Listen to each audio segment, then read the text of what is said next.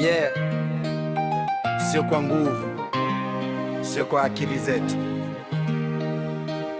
ni Mungu tu anayetumarisha. Hatuna cha kujisifu. Ni Mungu tu anayetumarisha. Mwanga wake juu yetu watuangaza. Hatupandi kwa nguvu zetu binafsi, neema yake ndiyo inatuinua. Hatuna cha kujisifu, tunamuinua yeye. Kila ushindi wetu sifa ni zake. Ni Mungu tu anayetung'arisha. Sisi vyombo tu mikononi mwake. Nilipotoka chini kabisa ground zero, hakuna aliyenipa chance, hakuna hero, lakini nikasimama kwa imani steady, nikiweka macho juu, not on the money.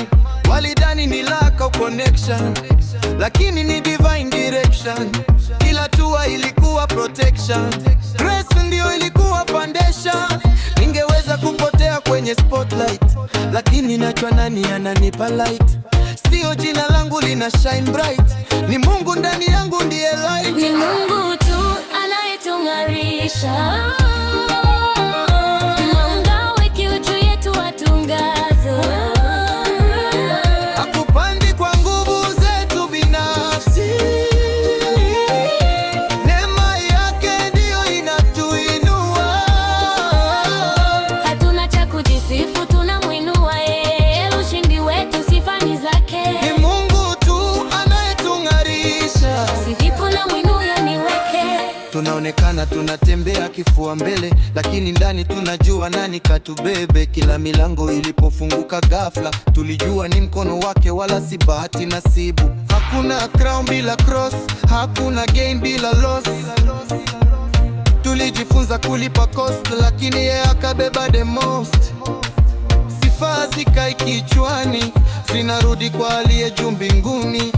Maana bila pumzi yake moyoni, leo tusingekuwa hapa duniani. Kama tunaomba ni kwa nuru yake. Kama tunasimama ni kwa nguvu zake. Kama tunashinda ni kwa jina lake. Yesu ndiye sababu ya ushindi wetu. Ni Mungu tu anayetung'arisha.